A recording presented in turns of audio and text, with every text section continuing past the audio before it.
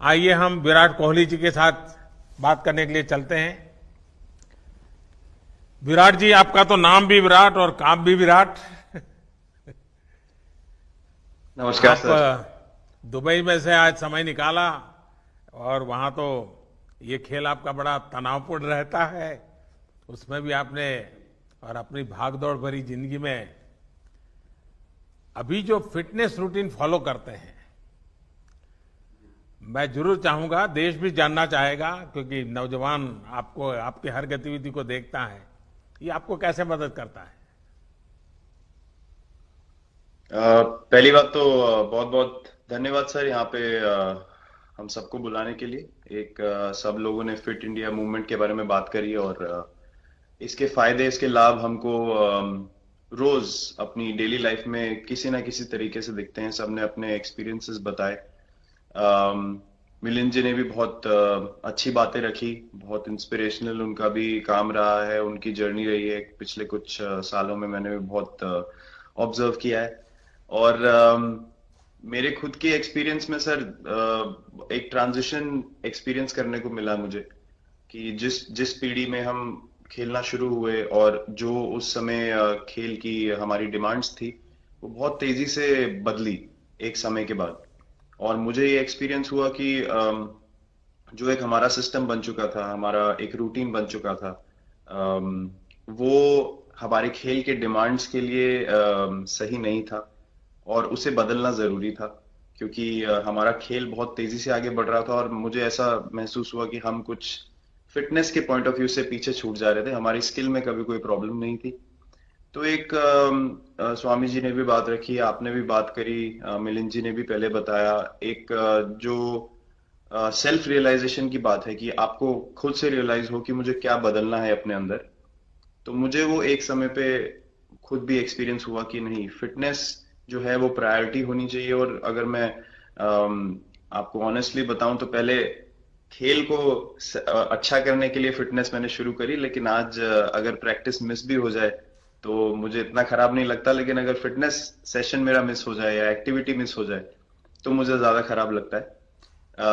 तो इसके फायदे जो हैं तो सर वो सबसे पहले आपको ये जो नया मंत्र जगा, तो दिल्ली के छोले भटूरे का ही बहुत दुखता हुआ होगा।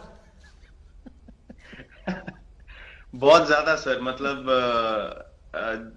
जो अभी हमने थोड़ी देर पहले बात करी कि हमारा जो नेटिव डाइट है, एक जिस रीजन से हम आते हैं उसका जो हम वो खाते हैं, उससे कभी मैंने कभी एक्सपीरियंस नहीं किया कि हेल्थ इश्यूज हुए हो या किसी को कोई बीमारियों का सामना करना पड़ा हो। मेरी खुद के एक्सपीरियंस में मेरी नानी, मैंने बहुत समय तक देखा, इतनी ज्यादा उम्र में भी उनकी हेल्थ हमेशा ठीक रही। हमेशा उन्होंने घर का सिंपल खाना खाया। तो मैं जब पला बड़ा तो शहरी खाना, मतलब बहुत ज्यादा बाहर का खाना होता था। खेलने कूदने जाते थे तो आते जाते बहुत सारी चीजें ऐसी खा ली कि जो हेल्थ पॉइंट ऑफ व्यू से अच्छी नहीं है। तो डाइट का भी एक बहुत बड़ा कंट्रीब्यूशन था, जो डिसिप्लिन नहीं था। तो वो फिटनेस, फिजिकल फिटनेस और डाइट दोनों चेंज करना पड़ा सर। उस उसकी वजह से ही चेंजेस आने शुरू हुए। और मैं इस चीज से इसलिए रिलेट कर पाता हूँ क्योंकि जैसे हमारे खेल में चेंजेस आए, आज की लाइफ की भी डिमांड्स बहुत ज्यादा हो गई हैं, बहुत हेक्टिक हो गई है लाइफ। तो अगर हम अपनी फिटनेस को उस पेस के साथ नहीं रखेंगे, सिंक में नहीं रखेंगे, तो हम पीछे छूटते चले जाएंगे। तो अगर हम लोग अपनी फिटनेस को नहीं इंप्रूव करते तो हमारे खेल में भी आज हम बहुत पीछे छूटते चले जाते। क्योंकि आप सिर्फ अपनी स्किल पे डिपेंड नहीं कर सकते। आपका जो मेंटल स्ट्रेंथ है, वो आपका शरीर कितना तंदुरुस्त है और आपका दिमाग कितना तंदुरुस्त है, उस दोनों का एक कॉम्बिनेशन साथ में चलता है। तो अगर मेरा शरीर सपोर्ट नहीं कर रहा है जो मेरा दिमाग सोच रहा है, तो मैं जो करना चाहता हूं मैं नहीं कर पाऊंगा। तो मुझे आपके ये छोटे सामने छोटे कैलोरी चेंजेस। कम करने का भी तो चैलेंज रहता होगा और इतना बड़ा काम करने का भी चैलेंज रहता होगा। उसको कैसे हैंडल करते हैं। सर मैंने अभी जो अपने अनुभव में मैंने ये चीज एक्सपीरियंस करी है वो ये है कि खाने के बीच में समय देना बहुत जरूरी है। हम लोग बहुत बार खाते हैं और फिर बड़ी मील के बाद वो छोटा पोटा खाते चले जाते हैं पूरा दिन। तो वो जो हमारा सिस्टम है, उसको कहीं प्रोसेस करने का मौका ही नहीं मिलता खाने को, और रात तक हम खाते चले जाते हैं। तो मैं जब छोटा भी था तो 11:30 12 बजे डिनर हो रहा है, उसके बाद मीठा खा के एकदम सो गए।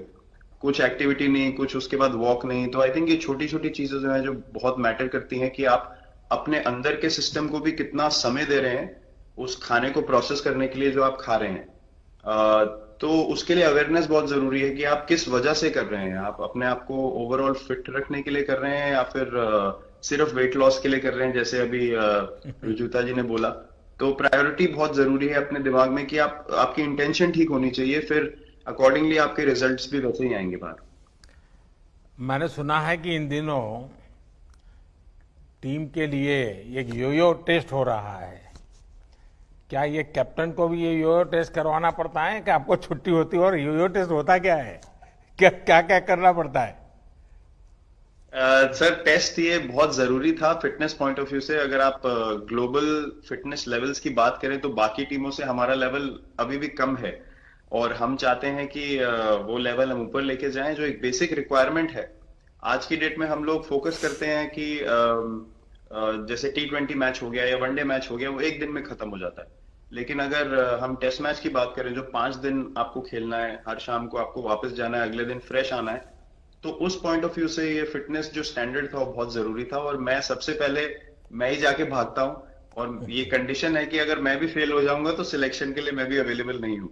तो आई थिंक ये सिस्टम और ये कल्चर सेट करना बहुत जरूरी होता है। और उससे क्या होता है सर, ओवरऑल एक जो फिटनेस लेवल है टीम का बढ़ेगा। जैसे टेस्ट क्रिकेट में हमारा बहुत बार होता है कि आप थके हुए हैं, तीसरे दिन आके आपको, जैसे हमारे फास्ट बॉलर्स हैं आज की डेट में, वो दुनिया में सबसे ऊपर है, तो उनको अगर दूसरे तीसरे चौथे दिन आके वो एफर्ट डालना है फील्ड पे तो वो डाल सकते हैं। पहले क्या होता था, स्किल हमारे पास हमेशा से रही है, लेकिन शायद जो मैंने आपको बोला वो ट्रांजिशन मैंने जो एक्सपीरियंस किया, हम लोग वो जरूरी समय जो आता है जहां पे शरीर थक जाता है और टीम को आपकी जरूरत है, वहां पे परफॉर्मेंस जो है हमारी डिप हो जाती थी और दूसरी टीम जीत जाती थी।